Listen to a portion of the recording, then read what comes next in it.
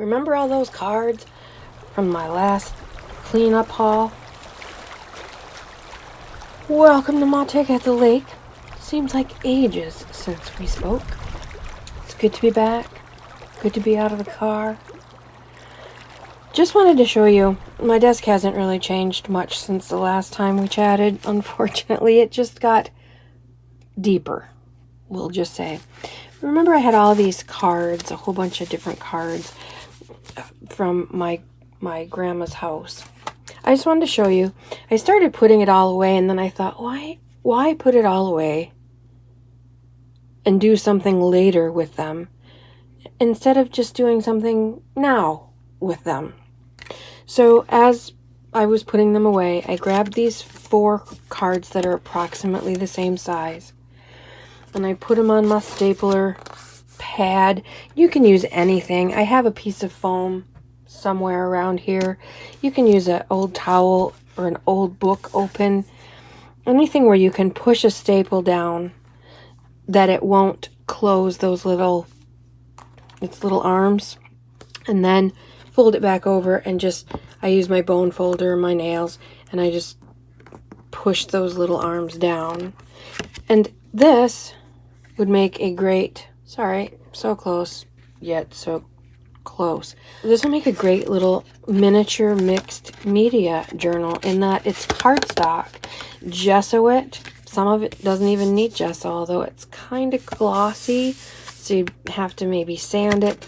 I would gesso it, get rid of the uglies, get rid of the sentiments, and you've got a nice miniature mixed media journal.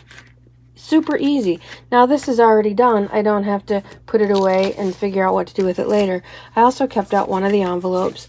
I folded the flap a little extra because I know once you start putting stuff in there, it's going to bulk up.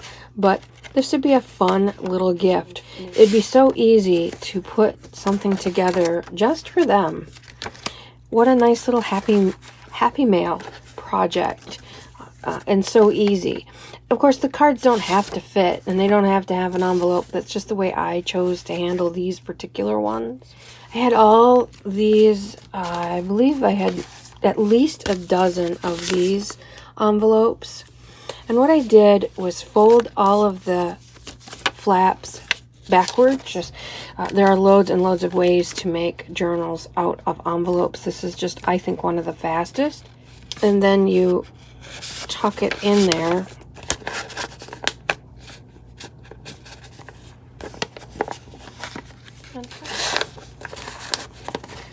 Tuck it in and fold it. I've seen several videos do this, and for some reason, and maybe I'll find out when I go to glue this, but for some reason I see people all the time do them one at a time, fold it one at a time, tuck it one at a time, and I'm all about the forward process assembly line. If you've got 12 things to fold, then fold all 12. If you've got 12 things to tuck, then tuck them all at once, versus 1 step, 2 step, 3 step, which I think just slows down the process. The other thing that I've seen them do is they go through the trouble of putting them all in here, and then as they glue them, take them all out again. Well, what are you putting them in there in the first place then? If you're gonna take them out to glue them, just glue them before you put them in. I don't know. It's the cranky crafter in me coming out. Stuff like that just wastes time. Although I know, I get it. Being in the craft room, you're just here to relax. It's not a production line. But I got 1,012 things waiting to be done. Doing things faster helps me do more projects. So it makes sense to me. Anyway, now you've got this cute little easy peasy journal. Now, these are all stuck together. What I would do is go in. I should have glued them as I went, but I wanted to show you this. I would go and just throw some glue in there. Fold it, throw some glue in there. Fold it, throw some glue in there. Or get tricky and wet that before you put them in. I don't know how good the seals are. I don't know how old these envelopes are. If they were my grandma's, she passed away in 1995. So I have no idea how old these things are. But once they're done, now you have this cute little thing. You throw a little cover on it. Very fun. And the last one that I did, I had some bright colored envelopes. Just super fun carnival colors. Folded them in half and tucked them together. I put some of them upside down because I wanted to have this little tuck here. Here's this one is upside down. Look at me not paying attention. Oh well, what I'm going to do then is seal that and cut off the top because I'm not taking it apart. Little pockets. So this could be again, a Happy Mail, something or other. It could be a cute little bright glue book. It could be an ephemera holder if you have a few certain stickers, you know, maybe just your carnival color bright stickers. Put them in here. Look, it could be this base of a small junk journal. All kinds of possibilities, but now it's done. It's all put together. I just did a quick 3-hole pamphlet stitch, and because I used this super thick string, we'll call it string, because I just love the colors. They're so fun and bright. I put reinforcements, and I happen to have a pack of bright colored reinforcements that I used. So there's the hat. So all kinds of things came out of that pile of stuff. I'll put a picture in here.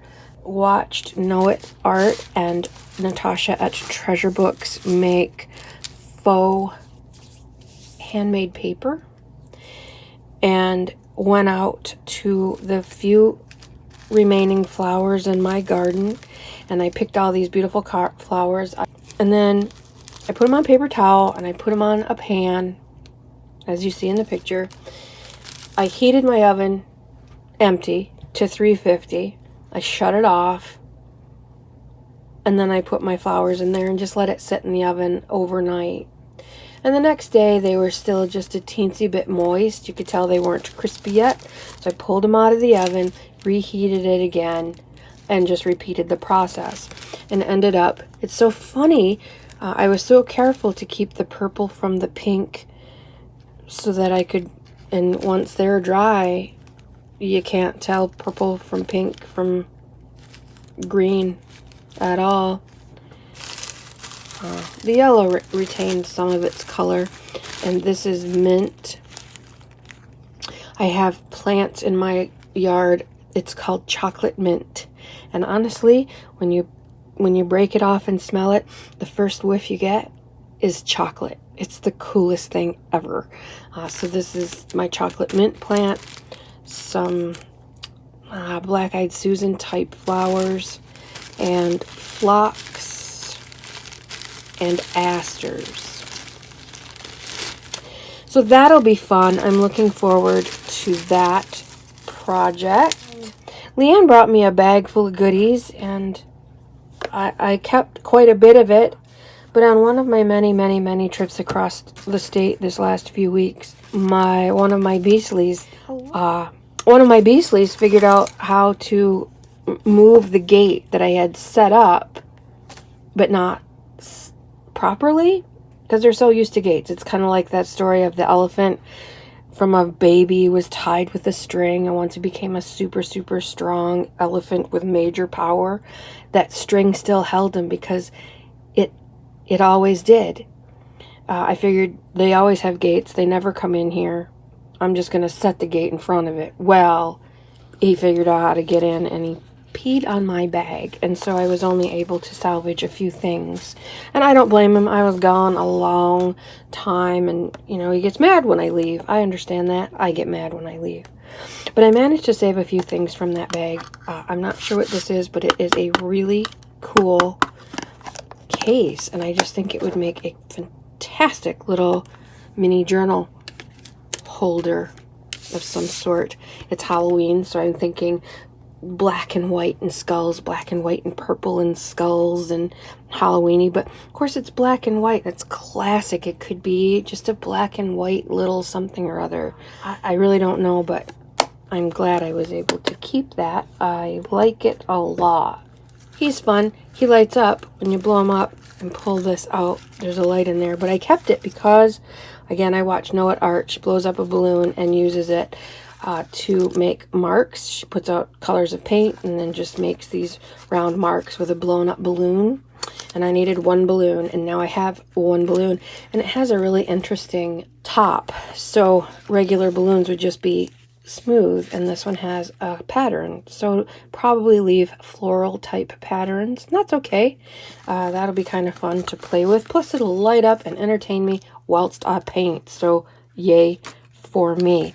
Also in that bag from LeAnn were these fun stickers. We have a town here in Michigan called Hell. We also have Paradise. They're both up in the UP, I believe. I've been to Hell and back. This is something completely different, but I think it's funny. One chip challenge.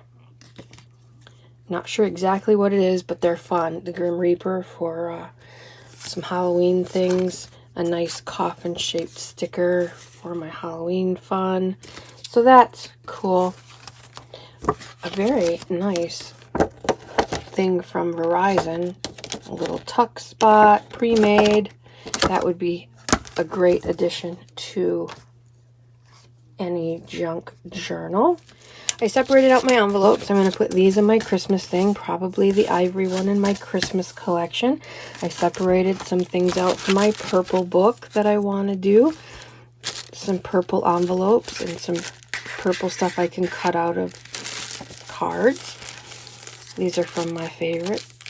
I love Godiva. Godiva chocolate used to be just top of the line, and you could only get it in really fine department stores, and it was really, really expensive, and now you can get it at Dollar Tree.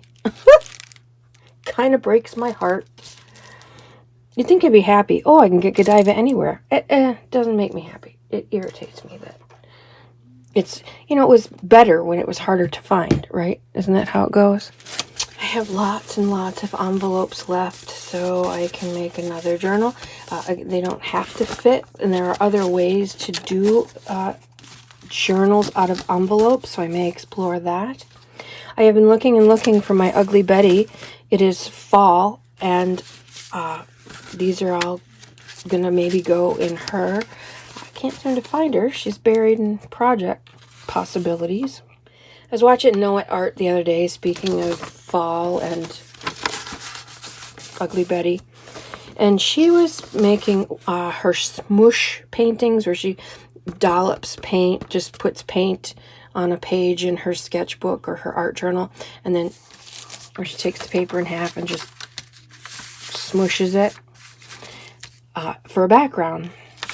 And as I was watching her do this, and maybe, hopefully, let me zoom in just a little bit here so you can see. And maybe it's better from far away. I don't know. So here's the far away look. Here's the up close look. Maybe I have watched Amityville Horror too many times. Maybe I watch too much true crime, but I cannot help but see Manson lamps here. This looks like the guy that chopped up his family in the Amityville Horror. Shot his family in the Amityville Horror. Clear, crazy eyes, wicked, happy, wild eyes, stringy hair, even his nose, right? Once I saw that, I could not unsee it. She put some kind of flowers and stuff all over it, and I just kept saying, oh my God, there's a guy. He's watching you. Oh my God. So when I was watching it on my phone, I took a screenshot of it, and I zoomed in to get those eyes, and then I just started playing around. I wanna marker it up. I wanna bring those eyes out. This was a really fine marker, and it wasn't working very well, so then I did another one. But now that you've seen it, you can't unsee it either, can you? Isn't that awesome? Thanks, Noah. That's really cool. This is gonna go in. It might just go in as, I might tear that off, put this right as a center page in Ugly Betty. I just think it's just awesome. And Ugly Betty is mine. I'm not gonna sell her. She's all wonky and stupid, so I'm not stealing Noah's art so I can make $1 million on it. I'm stealing Noah's art and making something else out of it. Anyway, I thought that was really fun. In fact, I thought what fun that would be to just do that once in a while, do a smoosh painting. And as I talked about before, I used to do this in watercolor all the time, throw in a background and see what you get. This is like almost like a Rorschach test. Super fun. Just do a smoosh painting, see what comes up, and then bring it out in pen and ink or markers or some other way to bring whatever you see out. I don't know that she never mentioned it. She just kept going about her business. And I have to say, when I see it in person, it's not quite as obvious as it is through the camera lens. It is screamingly obvious, if you'll pardon the pun, that those crazy Manson eyes are wild and murderous and ever so perfect for this time of year. Watch for some updates soon. I did some more pages in my new art journal, The Arms from the Sea, so that's coming up. I did a few more pages in my little round journal. I'll give you a sneak peek at one. Look there. Bright sunshine. Sunshiny morning. I'll show you that in another video. But for now, I have made some space on my desk, which was the whole point of having this little visit with you today. I hope you get some ideas out of it, some inspiration, because that's what this is all about. Don't forget, there's free printables on the Patreon page. Oops, I don't mean to keep throwing that. There's free printables at the Patreon page. My letter from the junk journal maker, my letter about glue books, and my letter about altered books. They're free for the taking. You don't have to be a patron to get those freebies. As I mentioned in another video, I'm currently working on another channel. I think that some of you might be interested in a podcast. I'm pretty sure some of you might be interested in. So keep your eye out for that. We are busy little beavers here. You have a lovely, lovely crafty day. Go love up your beastlies, because you never know what tomorrow's going to bring.